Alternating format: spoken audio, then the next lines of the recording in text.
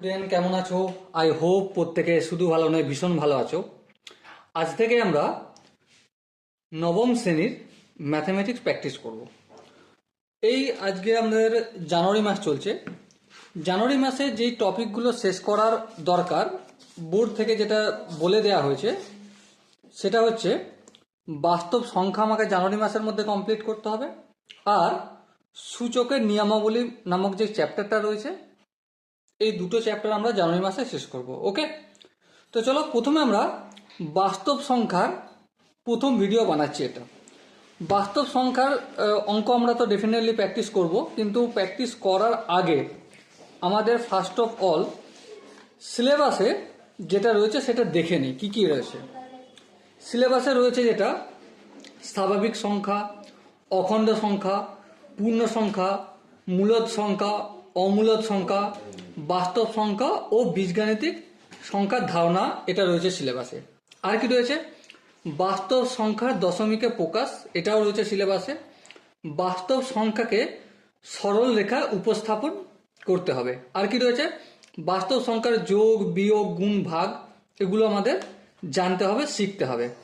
এছাড়া আর রয়েছে 5 নম্বর ইউনিট আছে বাস্তব সংখ্যার স্বতঃসিদ্ধগুলির ধারণা এবং স্বতঃসিদ্ধগুলি ব্যবহার করে সহজ বাস্তব সমস্যার সমাধান আমরা করব।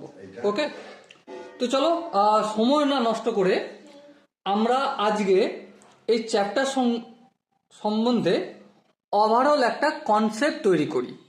ঠিক আছে, তারপরের ভিডিও থেকে না হয় যে কোষে দেখি বা প্রশ্নমালা রয়েছে সেগুলো আমরা ধীরে ধীরে প্র্যাকটিস করব।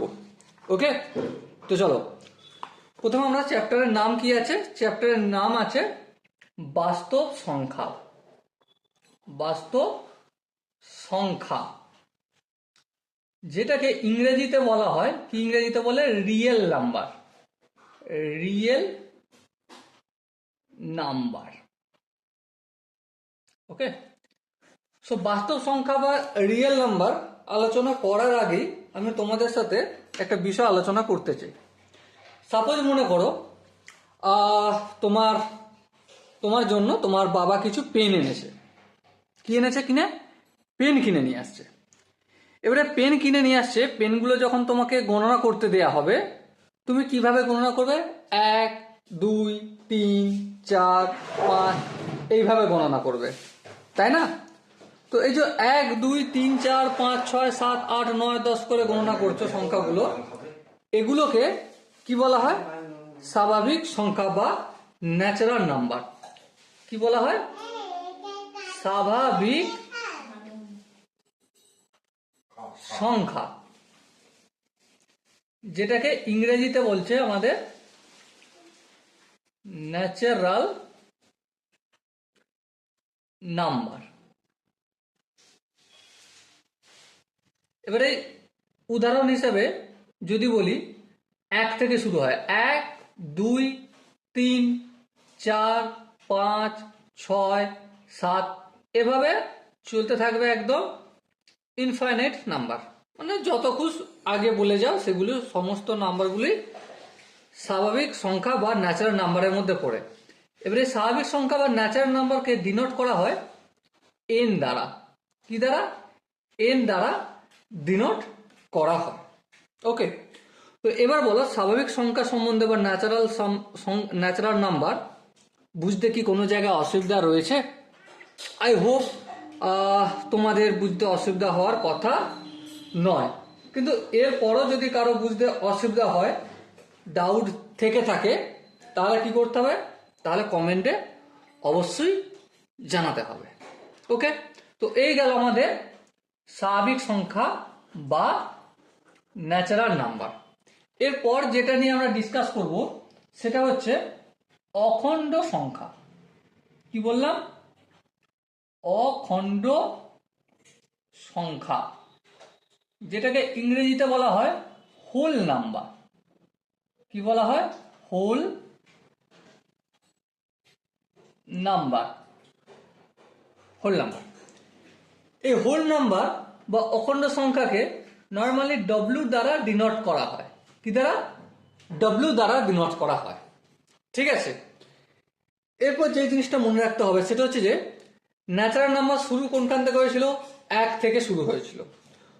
হোল নাম্বার বা অখণ্ড সংখ্যা এটা শুরু হয় 0 থেকে। 0, 1, 2, 3, 4 এইভাবে কন্টিনিউয়াস চলতে থাকবে।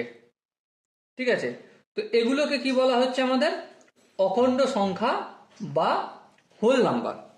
এবারে আমরা যদি একটু ধ্যান দিয়ে লক্ষ্য করি কি দেখতে পাবো, যে ন্যাচারাল নাম্বার শুরু হচ্ছে 1 থেকে আর হোল নাম্বার শুরু হচ্ছে 0 থেকে। তফাৎটা কি? তফাৎটা আমাদের এটাই, ন্যাচারাল নাম্বার যে সংখ্যা, ন্যাচারাল নাম্বার যেগুলো রয়েছে বা স্বাভাবিক সংখ্যা, তার সঙ্গে যখন আমরা শূন্যটাকে বসিয়ে দিচ্ছি পাশে, তখন সেটা কিসে কনভার্ট হয়ে যাচ্ছে, ন্যাচারাল নাম্বারটা হোল নাম্বার বা অখণ্ড সংখ্যায় কনভার্ট হয়ে যাচ্ছে। কিসে কনভার্ট হয়ে যাচ্ছে?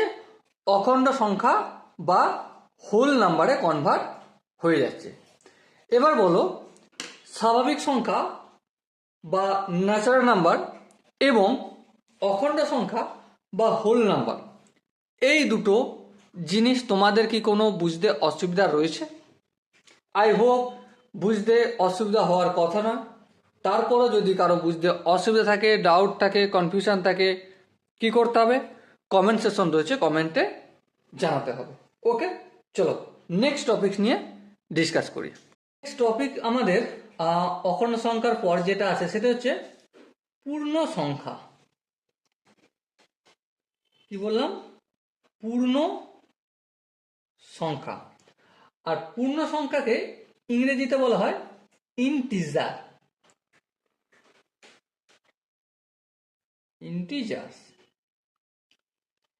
পূর্ণ সংখ্যা বা ইন্টিজার এটাকে ডিনোট করা হয় নর্মালি জেড, ক্যাপিটাল লেটারে জেড দ্বারা ডিনোট করা হয়। আবার অনেক ক্ষেত্রে ক্যাপিটাল আই দ্বারাও ডিনোট করা হয়। ঠিক আছে, এবার প্রশ্ন হচ্ছে, আমরা স্বাভাবিক সংখ্যা জেনেছি কোনগুলোকে বলে, ডেফিনেটলি 1, 2, 3, 4, 5, 6, 7, 8 এভাবে চলতে থাকবে যেগুলো সংখ্যা, সেগুলোকে ন্যাচারাল নাম্বার বা স্বাভাবিক সংখ্যা বলে। অখণ্ড সংখ্যাও জেনেছি, অখণ্ড সংখ্যা কোনগুলো? ন্যাচারাল নাম্বার, আর তার সাথে তার পাশেতে 0 বসে গেল, তখন সেটাকে হোল নাম্বার বলবো।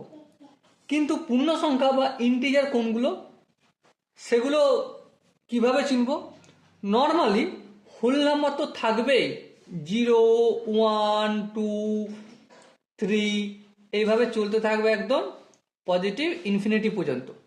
কিন্তু এর সাথে সাথে যখন -1, -2, -3 এভাবে ইনফাইনাইট নাম্বার, নেগেটিভ নাম্বারগুলো পাশে বসবে, তখন সেই সংখ্যাগুলোকে আমরা বলবো, কি বলবো? পূর্ণ সংখ্যা বা ইন্টিজার। বলো, পূর্ণ সংখ্যা কি তোমাদের কি কারো বুঝতে অসুবিধা হয়েছে? আই হোপ বুঝতে অসুবিধা হওয়ার কারো কথা নয়। আরেকবার একটু আলোচনা করে নিই। তাহলে ইন্টিজার কোনগুলো? ইন্টিজার হোল নাম্বারগুলো ইন্টিজারের মধ্যে কি পড়ে? হ্যাঁ পড়ে। ন্যাচারাল নাম্বারগুলো কি ইন্টিজারের মধ্যে পড়ে? হ্যাঁ পড়ে। কিন্তু কিন্তু কি সমস্ত ইন্টিজার বা পূর্ণ সংখ্যা হোল নাম্বার বা অখণ্ড সংখ্যার মধ্যে পড়ে না। তাহলে কোনগুলো পড়ে আর কোনগুলো পড়ে না? প্রশ্ন আসে না, কোনগুলো পড়ে আর কোনগুলো পড়ে না।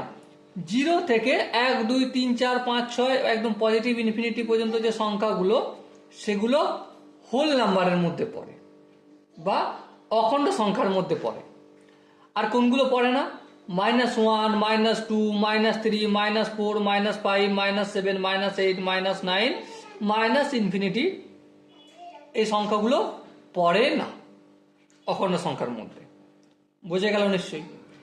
আবার সমস্ত অখণ্ড সংখ্যা কিন্তু ন্যাচারাল নাম্বারের মধ্যে পড়ে না, কিন্তু সমস্ত ন্যাচারাল নাম্বার বা স্বাভাবিক সংখ্যা হোল নাম্বারের মধ্যে পড়ে।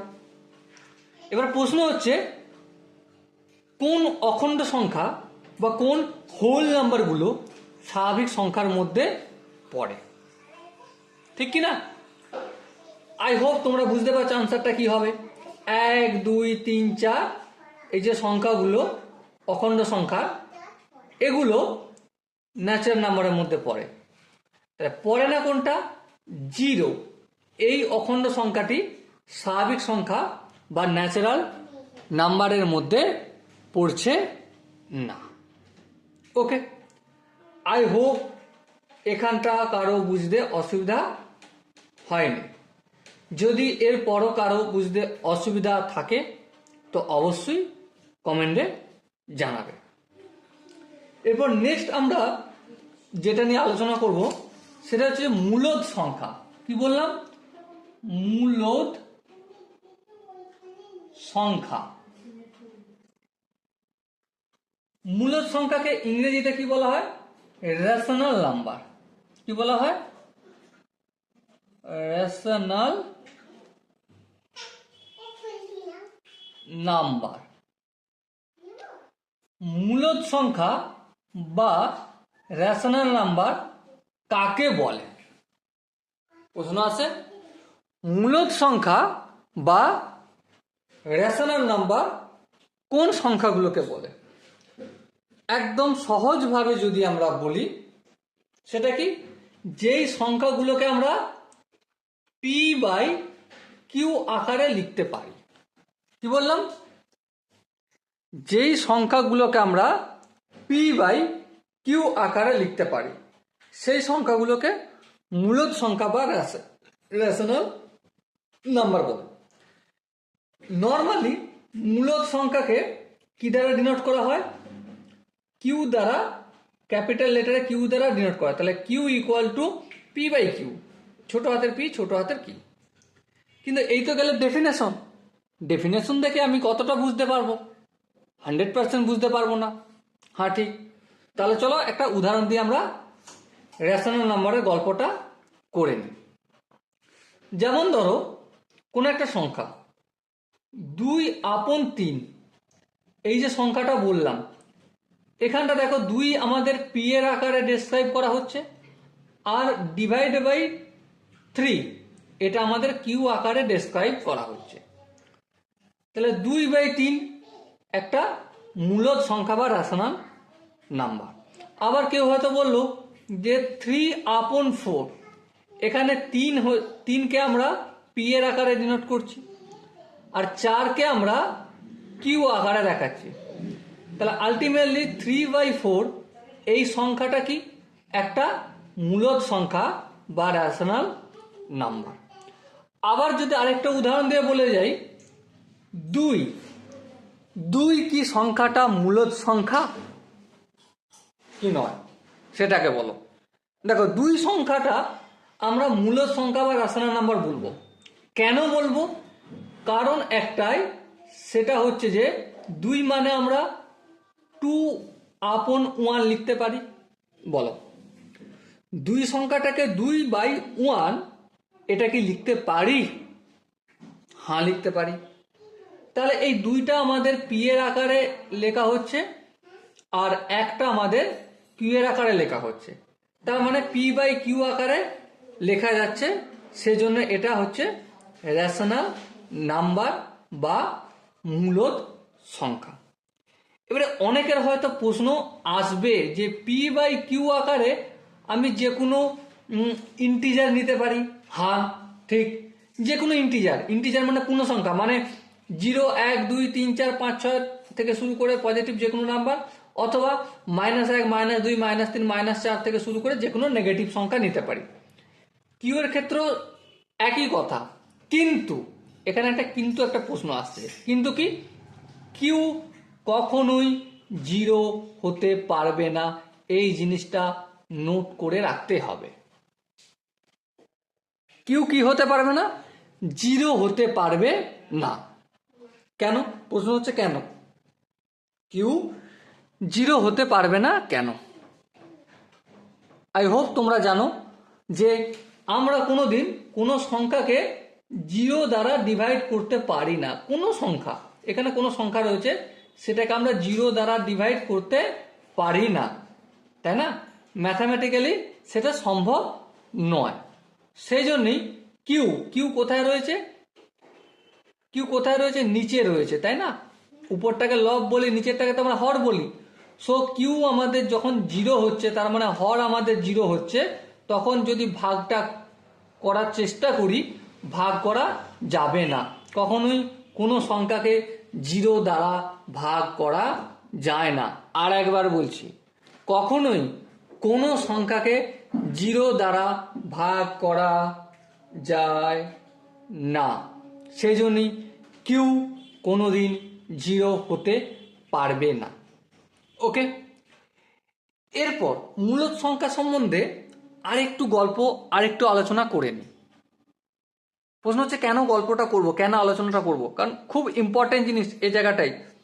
দেখো, সাপোজ মনে করো একটা সংখ্যা রয়েছে 2/3, 2/3। এটাকে যদি আমরা ভাগ করি, কিভাবে করতে হয় আই হোপ তুমি জানো। ভাগ তোমাকে নতুন করে শেখাতে হবে না, কারণ তুমি ক্লাস 9-এ পড়ছো, তাই না? তো চলো, 2 এখানে চলে আসবে, দশমিক দিলাম, শূন্য আসলো, 3 6 18, আবার 2 আসলো, আবার 6 খাওয়ালাম, এখানে একটা শূন্য এক্সট্রা পেয়ে যাবো দশমিকের জন্য, 3 6 18, ফের 2 আসবে, এইভাবে 6 6 6 6 6 6 6 6 কন্টিনিউয়াস চলতেই থাকবে, তাই না? সো এটা আমরা কিভাবে লিখি, 0.6 মাথায় একটা বার দিয়ে দিই। কি দিয়ে দিই? মাথায় একটা বার দিয়ে দিই, মানে পৌনপুনি। আই হোপ এই কথাটা তোমরা শুনেছো যে পৌনপুনি কোথায় লাগে। যখনই কোনো দশমিকের পর রিপিট হতে থাকে কোনো সংখ্যার সেট, কিন্তু ভাগ এখানে শেষ করা সম্ভব হয় না, তখনই আমরা মাথায় একটা বার দিয়ে দিই, এভাবে মাথায় বার দিই, আর এটাই কি আমরা পৌনপুনি বলি। ঠিক আছে, মানে বারবার 6টা রিপিট হচ্ছে, ঠিক কিনা? তোমরা লক্ষ্য রাখবে, যে সমস্ত সংখ্যা বারবার ভাগফল এরকম ভাগ করছি পি বাই কিউ আকারে করার ফলে, আরেকবার বলছি শোনো, পি বাই কিউ আকারে লেখার পর ভাগ করছি, কিন্তু ভাগ করার পর কি দেখছি, ভাগ চলতেই থাকছে। আর এই যে 6 6 6 6 অন্য কোনো জায়গায় অন্য কোনো সংখ্যা আসতে পারে, সেটা বারবার রিপিট হচ্ছে, তাহলে সেটাকে আমরা রেশনাল নাম্বার বা মূলদ সংখ্যা হিসেবে গণ্য করব। কি হিসেবে গণ্য করব? মূলদ সংখ্যা বা রেশনাল নাম্বার হিসেবে গণ্য করব। আর ঠিক এর বিপরীত হয়ে যাচ্ছে আমাদের ইরেশনাল নাম্বার। এখানে লিখছি IRRATION, irrational number. Irrational number বা অমূলদ সংখ্যা। অমূলদ সংখ্যা। তো অমূলদ সংখ্যাটা কি? অমূলদ সংখ্যা হচ্ছে ভাগ করব, পি বাই কিউ আকারে লেখা যাবে না। প্রথম কথা, পি বাই কিউ আকারে লেখা যাবে না। তাহলে বলে বের কিভাবে সম্ভব? সাপোজ মনে করো কোনো পি বাই কিউ আকারে সংখ্যা রয়েছে, সেটাকে তুমি ভাগ করলে, ভাগ করার পর 2.38762 386, মানে কি রিপিট হচ্ছে না। কি হচ্ছে না? রিপিট হচ্ছে না, কন্টিনিউয়াস চলতেই থাকছে। পি বাই কিউ আকারে সেটা তুমি লিখলে, আবার বলছি শোনো, পি বাই কিউ আকারে তুমি লিখলে, কিন্তু লেখার পর তুমি কি লক্ষ্য করছো? একটা প্যাটার্ন লক্ষ্য করছো। কি প্যাটার্ন লক্ষ্য করছো? এখানে দশমিকের পর না রিপিট হচ্ছে না, কখনই রিপিট হবে না। সেই সংখ্যাগুলোকে আমরা ইরেশনাল নাম্বার বা অমূলদ সংখ্যা বলবো। তো এবার প্রশ্ন হচ্ছে যে মূলদ আর অমূলদ এই দুটো সংখ্যার মধ্যে তাহলে কিভাবে বুঝবো যে কোনটা মূলদ সংখ্যা আর কোনটা অমূলদ সংখ্যা? বোঝার ছোট ছোট আমি গল্প বলছি শোনো। প্রথমত, ভাগ করলে, ভাগ যদি করি, ভাগ করলে মিলে যাবে, ভাগ করলে ভাগফল পাওয়া যাবে, ভাগফল পাওয়া পাওয়া যাবে। নতুবা দশমিকের পর দশমিক এর পর, দশমিকের পর রিপিট হবে, ভাগফল রিপিট হবে, ভাগফল রিপিট হবে, পুনরাবৃত্তি, পুনরাবৃত্তি হবে, তখন সেগুলোকে আমরা মূলদ সংখ্যার দলে ফেলবো। আর এখানে কি ভাগ করলে ভাগফল পাওয়া যাবে না, আর দশমিকের পর ভাগফল পুনরাবৃত্তি হবে না, সেগুলোকে আমরা অমূলদ সংখ্যা বলবো, প্রথম কথা। আর দু নম্বর কি, একটা যদি অমূলদ সংখ্যার উদাহরণ লিখতে বলো তাহলে আমি কি বলবো, অমূলদ সংখ্যার উদাহরণ হচ্ছে √2। √2 অ্যাকচুয়াল ভ্যালু পাওয়া সম্ভব নয়, অ্যাকচুয়াল যে ভ্যালু সেটা আমরা কেউ বলতে পারি না, বা √3 বলতে পারি না, বাট √4 মানে কি 2, সেটা কিন্তু আমরা বলতে পারি। ওকে, তাহলে √2 মূলদ সংখ্যা, হ্যাঁ এটা হচ্ছে ইরেশনাল নাম্বার বা অমূলদ সংখ্যার মধ্যে পড়ে, অমূলদ সংখ্যার মধ্যে পড়ে। √3 কিসের মধ্যে পড়ে, এটাও অমূলদ সংখ্যার মধ্যে পড়ে। কিন্তু একইভাবে √4 বা √4 স্কোয়ার রুট অফ 4 এটা কিসের মধ্যে পড়ে, এটা কিন্তু মূলদ সংখ্যার মধ্যে পড়ে। ওকে, আই হোপ এই জায়গাটা বুঝতে কারো কোনো অসুবিধা হয়নি। যদি এরপরও কারো বুঝতে অসুবিধা থাকে কি করতে হবে, ডেফিনেটলি কমেন্ট সেকশন তো রয়েছে, কমেন্টে অবশ্যই জানাতে হবে। ঠিক আছে, চলো নেক্সট টপিক আমরা আলোচনা করি। তো আমরা এই যে ভাগগুলো দেখলাম, কি কি ভাগ দেখলাম, ন্যাচারাল নাম্বার বা স্বাভাবিক সংখ্যা, অখণ্ড সংখ্যা বা হোল নাম্বার, পূর্ণ সংখ্যা বা ইন্টিজার, মূলদ সংখ্যা, অমূলদ সংখ্যা বা ইরেশনাল নাম্বার। ঠিক আছে, এগুলোকে একটা ফ্লো চার্টের মাধ্যমে বুঝে নিই। ঠিক আছে, ধরো এখানে রয়েছে আমাদের ন্যাচারাল নাম্বার, ন্যাচারাল নাম্বারের মধ্যে কি পড়ে, 1 পড়ে, 2 পড়ে, 3 পড়ে, এইভাবে চলতে থাকবে, কন্টিনিউয়াস চলবে। ঠিক আছে, তো এগুলো হচ্ছে আমাদের ন্যাচারাল নাম্বারের মধ্যে পড়ে। ঠিক আছে, এর উপরের যে লেয়ারটা সেটা কার লেয়ার, সেটা হোল নাম্বারের লেয়ার। এই হোল নাম্বারে ন্যাচারাল নাম্বার তো রয়েছে, তার সাথে সাথে জিরোটা অ্যাড হয়ে যাচ্ছে, এটা কিসে কনভার্ট হয়ে গেল, হোল নাম্বারে কনভার্ট হয়ে গেল।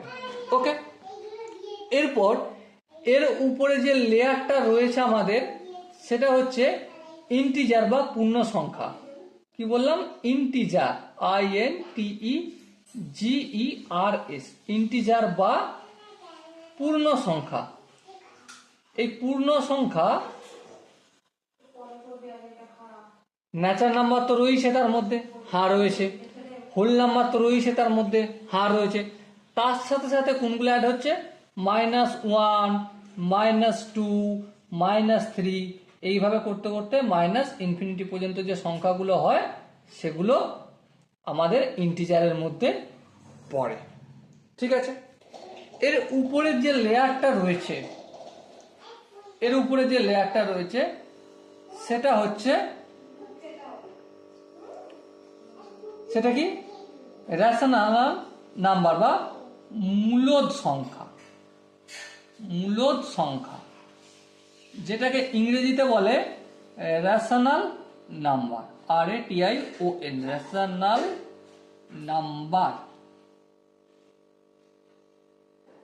এই রেশনাল নাম্বারের মধ্যে কোনগুলো পড়ে, ন্যাচারাল নাম্বার তো পড়ছে, হ্যাঁ পড়ছে, হোল নাম্বার কি পড়ছে, হ্যাঁ পড়ছে, ইন্টিজার বা পূর্ণ সংখ্যা কি পড়ছে, হ্যাঁ পড়ছে, এগুলো তো আছেই। এর সাথে সাথে আর কোনগুলো, আর হচ্ছে যেগুলো 3/4, 2/3, 0.26, এই যে পয়েন্ট ফ্র্যাকশন বা ফ্র্যাকশনাল যে ভ্যালুগুলো আছে সেগুলো মূলদ সংখ্যার মধ্যে পড়ছে, অথবা 1/9, এগুলো সব কি মূলদ সংখ্যার মধ্যে পড়ছে। ঠিক আছে, এবারে এই মূলদ সংখ্যা আর এর পাশেই রয়েছে আমাদের অমূলদ সংখ্যা। এগুলো কিন্তু অমূলদ সংখ্যাগুলো কিন্তু কোনোভাবেই কার মধ্যে পড়ে না, ন্যাচারাল নাম্বার, হোল নাম্বার এর সঙ্গে সঙ্গে সম্পর্ক নেই। অমূলদ সংখ্যা কোনগুলো? √2, √3, √5, পাই, এগুলো সব কি অমূলদ সংখ্যা, যেগুলো ভাগ করলে ভাগশেষ পাওয়া তো যাবে না, উপরন্তু দশমিকের পর সংখ্যা রিপিটও হবে না, এগুলো অমূলদ সংখ্যা। আর এই মূলদ সংখ্যার অমূলদ সংখ্যা এই দুজনকে মিলে তৈরি হচ্ছে আমাদের বাস্তব সংখ্যা। কি তৈরি হলো? বাস্তব সংখ্যা। ওকে, আই হোপ তোমরা ফ্লো চার্টটা প্রত্যেকে বুঝতে পেরেছো। যদি কোনো জায়গায় বুঝতে অসুবিধা থাকে তো অবশ্যই কমেন্ট করতে ভুলবে না। ওকে, পরের দিন যে ডিসকাসগুলো করব, আলোচনা করব, কোষে দেখি 1.1 এর প্রশ্নগুলো তোমাদের সাথে আলোচনা বা ডিসকাস করব। ওকে, তো ডেফিনেটলি তোমরা চ্যানেলটা সাবস্ক্রাইব করে রাখবে যাতে তোমার কাছে ভিডিওটা প্রথম পৌঁছায়। ওকে, তো চলো দেখা হচ্ছে নেক্সট ভিডিওতে। ততক্ষণ পর্যন্ত ভালো থেকো, সুস্থ থেকো এবং জয় হিন্দ।